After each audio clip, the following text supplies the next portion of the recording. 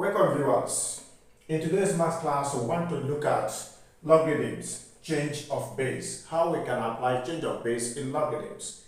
I have two questions. Question 1, log 16 base root 2 equal to x. And question 2, log 125 base 0.20. Now, what does change of base mean? Let's start. Change of base is used when we have a question like the log of p base q. And when you look at it, you see it cannot move forward. What you need to do is to write it as log p all over log q. At the end of the day, you choose a comfortable base that can help you go forward. But whatever base that you choose must be used at the numerator and the denominator. E.g., I can now say let this be base a, and also this also we attract base a. That is what we do in change of base. We use it when we see that the equation cannot simplify further. We apply change of base. Alright, now let's look at question 1. I'm given log 16 base square root of 2 equal to x. But 16 is the same thing as log of 2 raised to power 4. Then square root of 2 can be written as 2 raised to power half. Okay?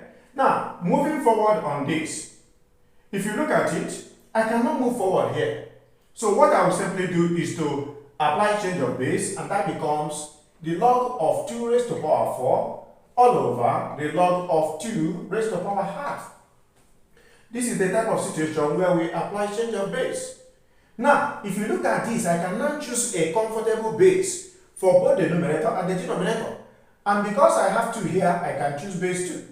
And therefore, this place also will be base 2. So I have 2 here, I have 2 here. I have 2 this place, I have 2 this place. What does this mean? Remember in logarithms that if you have the log of x raised to power n, it is equal to n the log of x. Therefore, from here, this 4 will come to the front. And that will now give me 4 log 2 base 2. Divided by this half also will come to the front, giving me half log 2 base 2. Remember also that if we have log a base a, it is equal to 1. Log it into its own base. That means that log 2 base 2 is equal to 4 multiplied by 1. And the half at the denominator multiplied by 1. This is log 2 base 2. And that is going to give me 4 divided by half. And that is equal to 8. Answer. Now let's look at number 2. This place, note that 0.20 is equal to 20 all over 100. And that is the same thing as 1 all over 5. Therefore, I can write this as the log of 125 base 1 over 5. At this point, you see this 125, it can be written as the log of 5 raised to power 3. Then 1 over 5 can be written as 5 raised to power minus 1. At this point, I cannot go forward. What I will now do is to apply change of base. This is the type of cases where we apply change of base.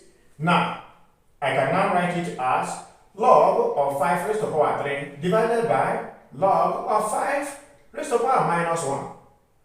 Now, I will choose a comfortable base. Since I have 5 here, I can choose it to be in base 5. Whichever base that you choose should be at the numerator and the same as the denominator. Therefore, moving forward, what I will now have, applying the same thing I did here, okay, the same thing I did here.